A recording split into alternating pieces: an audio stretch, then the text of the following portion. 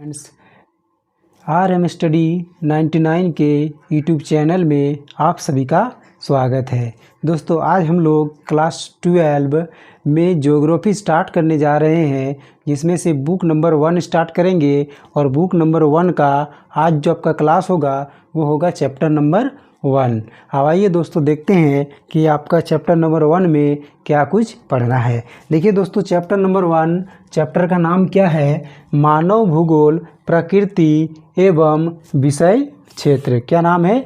मानव भूगोल, प्रकृति एवं विषय क्षेत्र। दोस्तों, इस बुक के नाम से ही हमें पता चल चुका है कि इसमें हम लोग किस विषय में अध्ययन करेंगे, किस विषय में पढ़ेंगे। दोस्तों, इसमें हम लोग मानव भूगोल के बारे में पढ़ेंगे। किसके बारे में पढ़ेंगे?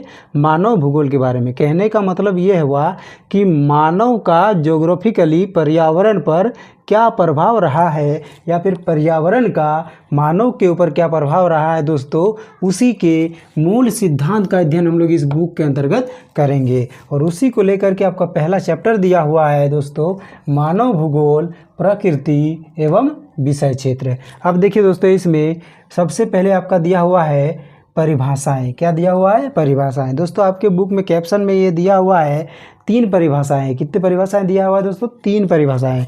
3 में से मैंने 2 परिभाषाओं को लिया है और दोनों परिभाषाओं को आपके सामने समझाऊंगा। दोनों परिभाषा अगर आप समझ जाएंगे तो आपको आइडिया हो जाएगा कि इस बुक में क्या कुछ पढ़ना है हमें और इस चैप्टर में क्या कुछ पढ़ना है हमें। दोनों आइडिया हो जाएगा दोस्तों। आइए देखते हैं पहला डिफिनेशन क्या कह रहा है। कह रहा है मानव भूगोल मानव समाज।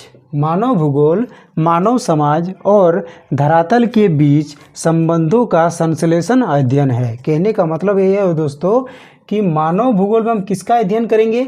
मानव भूगोल में हम अध्ययन करेंगे कि मानव का धरातल में रहने के बाद धरातल का क्या प्रभाव मानव के जीवन में पड़ा है। जैसे दोस्तों एक एग्जाम्पल हम आपको देते हैं। जैसे कोई व्यक्ति अगर रहता है आपका मरुस्थल में। कहाँ रहता है दोस्तों? मरुस्थल में। कहाँ रहता है? मरुस्थल में। अगर कोई व्यक्ति मरुस्थल में रहता है तो ये सिंपल सी बात है दोस्तों कि जब कोई व्यक्ति मरुस्थल में रहेगा तो अगर वो गर्म मरुस्थल में रहता है तो जाहिर सी बात है कि वो ऊनी वस्त्र नहीं पहनेगा। वो ऊनी वस्त्र नहीं पहनेगा क्योंकि गर्म मरुस्थल में रहने पे उसको गर्मी बहुत ज़्यादा महसूस होगी। तो इसका मतलब क्या हुआ कि धरातल का स्वभाव वहाँ पे क्या है दोस्तों? धरातल का स्वभाव है वहाँ पे गर्म है। वो धरातल क्या है? गर्म है। और ऊपर से वहाँ पे वर्षा भी नहीं होती है। तो अगर वहाँ पे वर्षा नहीं होती है तो कोई आदमी वहाँ पे इतनी गर्मी में ऊनी वस्त्र पहन के रह सकता है दोस्तों? नहीं रह सकता है। इसीलिए क्या है कि धरातल का प्रभाव मानव जीवन पर क्या पड़ा है और मानव ने अपने आप को उस धरातल के आधार पर किस प्रकार ढाला है। तो दोनों के बीच जो संबंध स्थापित होता है, दोनों के बीच जो संबंध स्थापित हुआ, उसी का अध्ययन हम लोग किस में करेंगे? मानव भूगोल में। ये डिफिनेशन दोस्तों किसके द्वारा दिया गया है? रेटजेल के द्वारा दिया गया है। अगला डिफिनेशन है दोस्तों मानव भूगोल, अस्थिर पृथ्वी और क्रियाशील मानव। देखिए दोस्तों, इस डिफिनेशन में भी कुछ चेंजेस नहीं है। देखिए क्या है, क्या कह रहा है कि मानव भूगोल अस्थिर पृथ्वी। दोस्तों, अस्थिर पृथ्वी कहने का मतलब क्या है कि पृथ्वी कंटिन्यू लगातार सूर्य का चक्कर लगा रही है, पहली बात। दूसरी बात, पृथ्वी में लगातार दिन रात की घटनाएं हो रही है। पृथ्वी में लगातार मौसम परिवर्तन हो रहे हैं। पृथ्वी में लगातार ज्वालामुखी विस्फोट हो रहे हैं। कहने का मतलब पृथ्वी जो है वो एक अस्थिर ग्रह है। क्या है? एक अस्थिर ग्रह है। तो ये बात कर रहा है कि मानव भूगोल अस्थिर पृथ्वी और क्रियाशील मानव। और इसमें मानव भी स्थिर नहीं है दोस्तों, मानव भी क्या है? क्रियाशील है। यानी मानव भी हमेशा कुछ ना कुछ करते रहता है। मानव भी जो है वो शांत नहीं रहता है। इन दोनों के बीच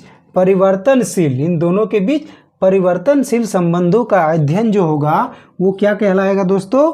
मानव भूगोल कहलाएगा। ये किसके द्वारा दिया गया है दोस्तों? कुमारी एलन सैम्पुल के द्वारा दिया गया है। दोस्तों, ये अमेरिका से बिलोंग करती थी। कहाँ से बिलोंग करती थी? अमेरिका से बिलोंग करती थी। अब आगे देखते हैं दोस्तों इस चैप्टर में हमें और क्या कुछ पढ़ना है। ज़्यादा कुछ तो नहीं दिया है दोस्तों इस चैप्टर में। आगे देखते हैं इसमें और क्या कुछ पढ़ना है।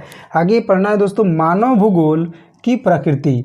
मानव भूगोल की प्रकृति क्या है दोस्तों? कहने का मतलब बोल रहा है कि मानव भूगोल की स्वभाव या मानव भूगोल का स्वभाव क्या है। सिंपल सा बात है दोस्तों, अगर आप ध्रुव की ओर रहते हैं, यानी उत्तरी ध्रुव की ओर रहते हैं, या फिर विषुवत रेखा में रहते हैं, या फिर आप मध्य पेटी में रहते हैं, उपोष्ण कटिबंध में रहते हैं, ना तो ज़्यादा ठंडा ना तो ज़्यादा गर्म, तो ये आपके ऊपर डिपेंड करता है कि कोई मानव, मान के चलो कोई मानव जो है आपका विषुवत रेखा पर रहता है। कहाँ रहता है दोस्तों?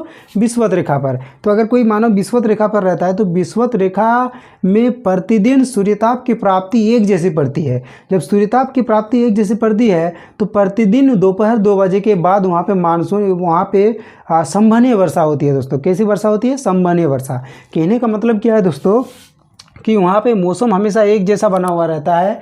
आपका हर रोज़ 12-1 बजे तक गर्मी देगा, धूप देगा, 12-1 बजे के बाद फिर वहाँ पे पानी गिरना शुरू हो जाएगा, और शाम होते होते जो है आपका पूरा वातावरण, पूरा माहौल जो है वो पूरा ठंडा हो जाएगा। फिर अगले सुबह यही हाल होगा। तो मान के चलिए अगर कोई व्यक्ति उस क्षेत्र में रह रहा है दोस्तों, उस क्षेत्र में जो रह रहा है, तो वो व्यक्ति कभी भी जीन्स पहन के ज़्यादा देर नहीं रहेगा, ज़्यादा देर घूम नहीं सकता है, क्योंकि वो जीन्स में अनकंफर्टेबल फील करेगा। इसलिए देखिएगा उस क्षेत्र के जो लोग होते हैं, उस क्षेत्र के जो लोग होते हैं दोस्तों, जैसे आपका हो गया ये विषुवत रेखा वाला पेटी हो गया, तो इस क्षेत्र के अंतर्गत जितने भी देश आएंगे, जितने भी लोग रहते हैं दोस्तों, ये लोग जनरली देखिएगा सूती वस्त्र का उपयोग करते हैं पहनने में। ऊपर से देखिएगा हम लोग का भारत भी जो है, भारत में खास करके आप देखिएगा हम लोग का जो केरल वाला स्टेट है दोस्तों, केरल वाला स्टेट, वहाँ पे गर्मी बहुत ज़्यादा होता है। तमिलनाडु में भी गर्मी बहुत ज़्यादा होता है, जिसके कारण वहाँ के लोग क्या करते हैं, धोती पैजामा पहनते हैं दोस्तों। क्यों? क्योंकि वो हवादार होता है, चिपचिपाहट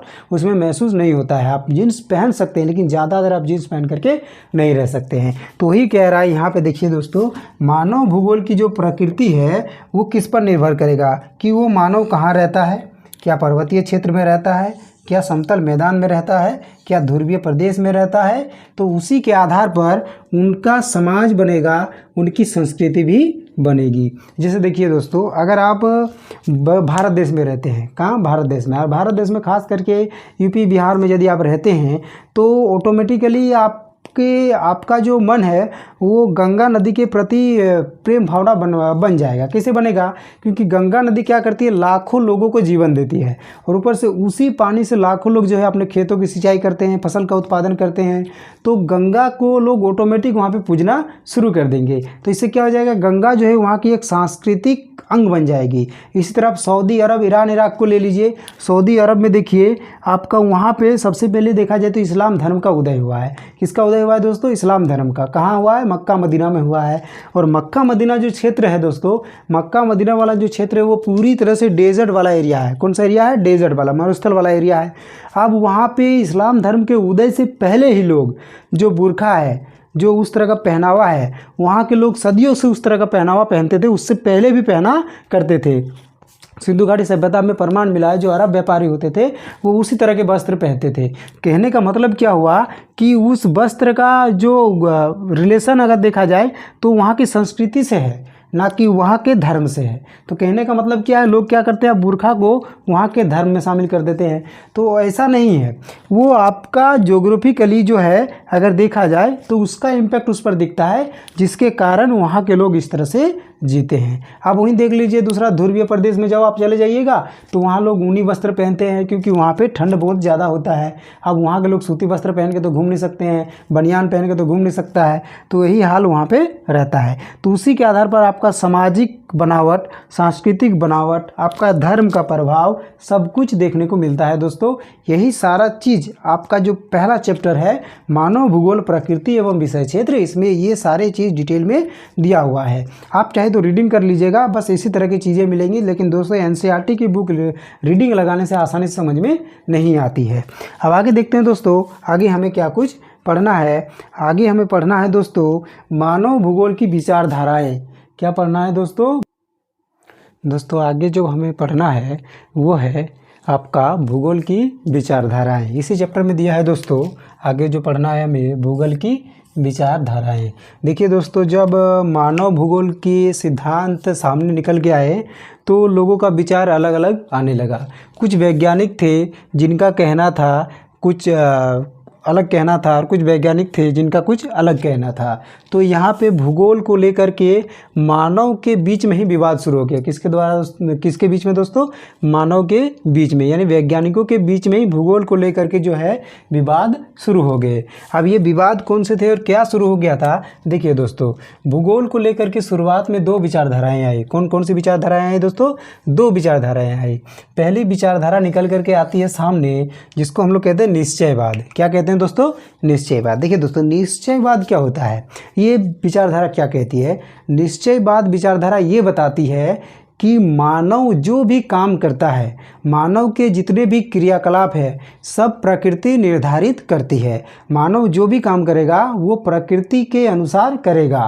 प्रकृति मानव पर दबाव डालती है कि आपको ये काम करना है तो आप ये काम करेंगे। यही कहती है दोस्तों निश्चयवाद विचारधारा। सीधा सिंपल भाषा में आपको समझा रहे हैं। निश्चयवाद विचारधारा क्या कहती है कि इसमें प्रकृति जो है प्रभावशाली होता है, मानव जो है उसका दास होता है। प्रकृति जैसा चाहे मानव को अपना नाच नचा सकती है। यही बताता है दोस्तों निश्चयवाद विचारधारा, यही बताता है। कहने का मतलब है कि एग्जाम्पल दोस्तों, जब बहुत ज़्यादा गड़गड़ाहट तेज़ बारिश होगी, जब मानव ने घर वगैरह कुछ भी नहीं बनाया होगा, उस शुरुआत समय की हम बात कर रहे हैं, जब बहुत ज़्यादा तेज़ घनघोर बारिश हो रही होगी और ओलावृष्टि हो रही होगी, तो मानव के पास जब घर नहीं था तो मानव दोस्तों छुपने के लिए मजबूर हो गया, छिपने के लिए मजबूर हो गया। वो सुरक्षित जगह ढूंढने लगा।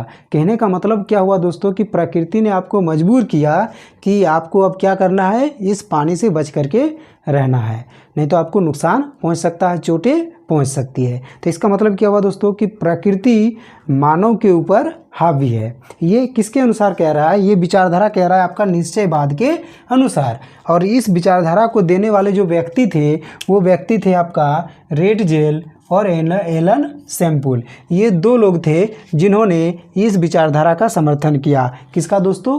निश्चयवाद विचारधारा का समर्थन किया। अब ये विचारधारा दोस्तों बाजार में कुछ समय तक चला, मार्केट में कुछ समय तक चला। लोग इस विचारधारा को मानते थे, बोले हाँ भाई नहीं, प्रकृति जो है सर्वोपरि है, मानव को उसका दास बन करके ही रहना चाहिए, क्योंकि प्रकृति जब चाहे अपना प्रभाव दिखा सकती है, जब चाहे अपना बदला ले सकती है एक झटके में। ठीक, तो इस चीज़ को लेकर के लोग इसी विचारधारा को मान करके चलने लगे।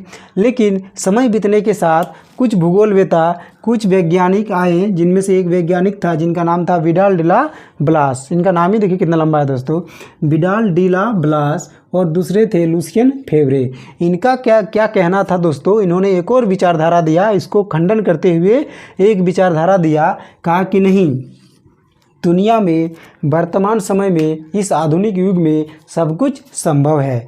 मानव ने जहाँ प्रकृति रहने नहीं देती है वैसे क्षेत्र में जाकर के मानव आज रह रहा है। ये भी बात सही है दोस्तों। जैसे आप उत्तरी ध्रुव को ले लीजिए, अब उत्तरी ध्रुव में भी जाकर के लोग रह रहे हैं, दक्षिण ध्रुव में भी जाकर लोग रह रहे हैं, अपना रिसर्च कर रहे हैं, अंतरिक्ष में भी जा रहे हैं, मंगल तक लोग पहुँच गए हैं, अंतरिक्ष यान भेज रहे हैं। तो कहने का मतलब इनका भी कहना गलत नहीं था, यानी प्रकृति के विरुद्ध हमने उतना काम करके दिखाया है। जहाँ सब कुछ भी संभव नहीं था वहाँ सब कुछ हमने संभव बनाया है। तो इसका मतलब ये हुआ दोस्तों कि मानव प्रकृति का दास नहीं है, बल्कि प्रकृति मानव का दास है। मानव जैसा चाहे प्रकृति में बदलाव कर सकता है। तो इस तरह की विचारधारा निकल करके सामने आई। किसमें? संभववाद विचारधारा में। यह भी आपका दोस्तों कुछ समय तक बाजार में चला।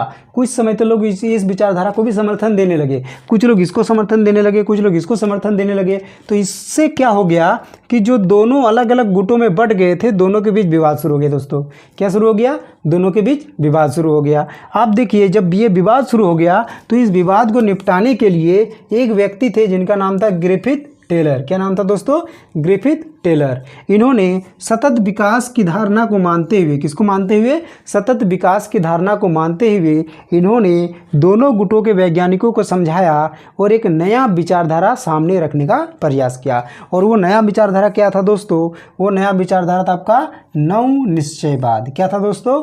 नव निश्चयवाद। इसका मतलब ये हुआ कि इस विचारधारा में उन्होंने कहा कि मानव जैसा चाहे प्रकृति में बदलाव जरूर कर सकता है, जैसा चाहे प्रकृति में बदलाव कर सकता है, लेकिन प्रकृति के सामने मानव को एक क्षण ऐसा आ जाएगा कि झुकना ही पड़ेगा। जैसे मानव ने आज क्या कर दिया है, अगर देखा जाए तो मानव अंतरिक्ष तक पहुंच चुका है दोस्तों। कहाँ तक पहुंच चुका है? अंतरिक्ष तक पहुंच चुका है। आप देखिए जब मानव अंतरिक्ष तक पहुंच गया है और यहाँ कहाँ पृथ्वी के नीचे की जानकारी उसके पास नहीं है। कहने का मतलब क्या है कि भूकंप आने की जो घटना है ये आप पता नहीं लगा सकते। अगर पता लगा भी लेते हैं तो आप भूकंप की घटना को टाल नहीं सकते हैं।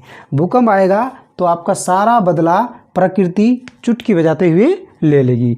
तुरंत सुनामी से पूरा पृथ्वी जो है वो पूरा जलमग्न कर देगा। अगर चाहेगी प्रकृति तो पूरे क्षेत्र को सूखे के चपेट में ले सकती है। आप ज़बरदस्ती वो क्षेत्र में बादल तक नहीं भेज सकते हैं तो बारिश कहाँ से कर लीजिएगा। जैसे सहारा का मरुस्थल दोस्तों, ऊपर में वहाँ बादल ही नहीं मंडराते हैं तो आप बारिश कैसे कीजिएगा। नहीं तो बहुत कोई कहता है कि कृत्रिम वर्षा करवा लेंगे, तो कृत्रिम वर्षा भी नहीं होगा दोस्तों। जब तक आपका ऊपर में बादल नहीं बनेगा तो कृत्रिम वर्षा आप कैसे कीजिएगा। तो वही कह रहा है दोस्तों नव निश्चयवाद आपको कह रहा है कि कुछ जगह पे प्रकृति मानव पर हावी है, कुछ जगह पर मानव अपने बुद्धि के लिए प्रकृति के ऊपर हावी है। इसका मतलब ये हुआ दोस्तों कि हमें विकास कार्य करते रहना चाहिए लेकिन प्रकृति को बिना नुकसान पहुंचाए। लेकिन जब प्रकृति गुस्से में आएगी तो हमारा हजारों सालों का विकास कार्य जो है 1 मिनट में चुटकी बजाते हुए जितनी ऊंची ऊंची बिल्डिंगें हैं सब ज़मीन पे लेवल हो जाएंगी। तो कहने का मतलब ये हुआ कि एक और नया विचारधारा सामने आया निकल के, जिसको हम लोगों ने क्या नाम दिया? नव निश्चयवाद विचारधारा। दोस्तों इसी के साथ ये चैप्टर जो है वो ख़त्म होता है। दोस्तों इस चैप्टर में ज़्यादा कुछ आपका नहीं दिया हुआ है। मानव का भूगोल के प्रति विचार, मानव का भूगोल के प्रति प्रभाव या प्रकृति का मानव के ऊपर प्रभाव, यही सारा चीज़ इस चैप्टर में दिया हुआ है। तो इस चैप्टर में हम लोग जब संभववाद और निश्चयवाद को समझते हैं तो इसी से हमारा क्लियर हो जाता है कि इसमें हमें क्या पढ़ना था, क्या कुछ था, सब कुछ हमने देख लिया एक नज़र में। तो दोस्तों आज की क्लास को यहीं पे हम लोग ख़त्म करते हैं। अगले क्लास में दोस्तों इस चैप्टर का आपका जितने भी 8-10 MCQ है वो मैंने चुन के रखा है, वो हम लिखवा देंगे एक छोटे से वीडियो में, या फिर देखते हैं इसी वीडियो क्लिप में हम आपके लिए वो क्वेश्चन जो है वो रेडी कर देंगे। थैंक यू दोस्तों। आइए अब हम लोग क्लास 12 का चैप्टर 1 का MCQ क्वेश्चन देखते हैं। इसमें से दोस्तों ज़्यादा MCQ नहीं है, केवल और केवल 6 MCQ जो इम्पोर्टेंट है, जिसको मैंने यहाँ से छाट करके लिया है, उसी MCQ को देख लेते हैं दोस्तों। इसी में से इस चैप्टर में से पूछ लिया जाएगा। देखिए दोस्तों पहला जो आपका क्वेश्चन पूछा है, इसमें ज़्यादा समय ना बिताते हुए सीधे क्वेश्चन पे आते हैं। आपका पहला क्वेश्चन सीधे पूछा है दोस्तों कि भूगोल का पिता किसे कहा जाता है। भूगोल का पिता किसे कहा जाता है? पहला ऑप्शन है दोस्तों हिकेटियस, दूसरा है हेरोडोटस, तीसरा है अरस्तु, चौथा है इरेटोस्थनीज। दोस्तों इसमें आप बताइए इसमें से जो भूगोल के पिता है वो कौन है। तो दोस्तों इसमें आपका पहला आंसर हो जाएगा, भूगोल के पिता के रूप में हिकेटियस को जाना जाता है। उसके बाद अगला क्वेश्चन है दोस्तों, ज्योग्राफी शब्द का उपयोग करने वाला पहला व्यक्ति कौन था। यानी ज्योग्राफी शब्द का उपयोग करने वाला जो पहला व्यक्ति था वह कौन था। हिकेटियस था, अरस्तु था, या फिर प्लेटो था, या इरेटोस्थनीज था। दोस्तों आप बताइए कि इसमें से भूगोल का उपयोग ज्योग्राफी शब्द का उपयोग करने वाला पहला व्यक्ति कौन था। तो दोस्तों ज्योग्राफी शब्द का उपयोग करने वाला पहला व्यक्ति आपका इरेटोस्थनीज था। नेक्स्ट है, भूगोल की कितनी विचारधाराएं हैं। दोस्तों भूगोल की कितनी विचारधाराएं हैं? पहला ऑप्शन में है 2, दूसरा में 3, तीसरा में 5, चौथा में ए और बी दोनों। तो क्या होगा दोस्तों इसका ऑप्शन? भूगोल की कितनी विचारधाराएं वर्तमान में? 3 विचारधाराएं हैं। अगला क्वेश्चन है दोस्तों, संभववाद विचारधारा के समर्थक कौन थे। संभववाद विचारधारा के समर्थक कौन थे? पहला ऑप्शन है दोस्तों कुमारी एलन सैम्पुल, दूसरा ऑप्शन है दोस्तों रेडजेल, तीसरा ऑप्शन है कॉल रिटर, चौथा ऑप्शन है फेब्रे। तो दोस्तों संभववाद विचारधारा के जो समर्थक थे वो थे लुसियन फेब्रे। कौन थे? लुसियन फेब्रे। अगला क्वेश्चन है दोस्तों, किस विचारधारा में मानव को प्रकृति का दास बताया गया है। किस विचारधारा में मानव को प्रकृति का दास बताया गया है? पहला है संभववाद विचारधारा, दूसरा है निश्चयवाद विचारधारा, तीसरा है नव निश्चयवाद विचारधारा, चौथा है इन सभी में मानव को प्रकृति का दास बताया गया है। तो दोस्तों किस में मानव को प्रकृति का दास बताया गया है? दोस्तों निश्चयवाद विचारधारा में मानव को प्रकृति का दास बताया गया है। नेक्स्ट है, ग्रिफिथ टेलर ने कौन सी विचारधारा का समर्थन किया था? ग्रिफिथ टेलर ने कौन सी विचारधारा का समर्थन किया था? दोस्तों ऑप्शन नंबर 1 है संभववाद विचारधारा, ऑप्शन नंबर 2 है निश्चयवाद विचारधारा, ऑप्शन नंबर 3 है नवनिश्चयवाद विचारधारा, ऑप्शन नंबर 4 है इनमें से कोई नहीं। तो आप बताइए दोस्तों, ग्रिफिथ टेलर ने कौन सी विचारधारा का समर्थन किया था? तो दोस्तों ग्रिफिथ टेलर ने नवनिश्चयवाद विचारधारा का समर्थन किया था। इसी में उन्होंने सतत विकास को सामने रखा था। तो दोस्तों अभी हमने क्लास 12 का जो चैप्टर नंबर 1 है बुक नंबर 1 ज्योग्राफी में, उसका पूरा चैप्टर कंप्लीट किए, साथ में उसका क्वेश्चन आंसर भी हमने यहाँ पे किया है। दोस्तों एमसीक्यू क्वेश्चन के रूप में किया है। इस चैप्टर में लॉन्ग क्वेश्चन के रूप में कुछ नहीं पूछता है दोस्तों, केवल पूछता है कि संभववाद विचारधारा से आप क्या समझते हैं या फिर निश्चयवाद विचारधारा से आप क्या समझते हैं। इन्हीं 3 विचारधाराओं में से एक विचारधारा आपसे लॉन्ग क्वेश्चन के रूप में 2 या 1 नंबर के रूप में पूछता है। बाकी इस चैप्टर से आपका लॉन्ग क्वेश्चन का उम्मीद मत रखिए, इस चैप्टर से आपका केवल और केवल एमसीक्यू पूछता है। और वैसे भी अभी जो आप अगर झारखंड से बिलोंग करते हैं तो नया सिलेबस के अकॉर्डिंग आपका जो एग्ज़ाम होगा वो एग्ज़ाम आपका 2 टर्म में कर दिया है, टर्म 1 और टर्म 2, 2 टर्म में कर दिया है। टर्म 1 में केवल एमसीक्यू पूछा जाएगा 40 नंबर का, और टर्म 2 में आपका 40 नंबर का सब्जेक्टिव पूछा जाएगा। तो इसीलिए जो दोस्तों ये जो आपका पहला चैप्टर है तो ये तो आपका टर्म 1 में आएगा, तो इससे उम्मीद मत रखिए कि इससे आपका लॉन्ग क्वेश्चन पूछेगा, इससे आपका केवल और केवल एमसीक्यू ही पूछेगा। आप देखेंगे दोस्तों अगला क्लास में हम लोग पहले क्लास 12 का जो सिलेबस है, फर्स्ट टर्म में कौन कौन सा चैप्टर पढ़ना है, दूसरे टर्म में कौन कौन सा चैप्टर पढ़ना है, इसका पहले एक सिलेबस हम आप लोग को बता देंगे, ताकि आप लोग भी एक निश्चित हो जाएंगे और पता चल जाएगा आपको कि कौन कौन सा चीज़ पढ़ना है, उसके हिसाब से आप एडजस्ट करेंगे। और दोस्तों बहुत सारे चैप्टर जो है वो हटाए भी गए हैं, खास करके हिस्ट्री से बहुत सारे चैप्टर जो है वो हटाए गए हैं। तो कौन कौन से चैप्टर हटाए गए हैं ये भी हम उसमें देख लेंगे। ठीक है दोस्तों, थैंक यू।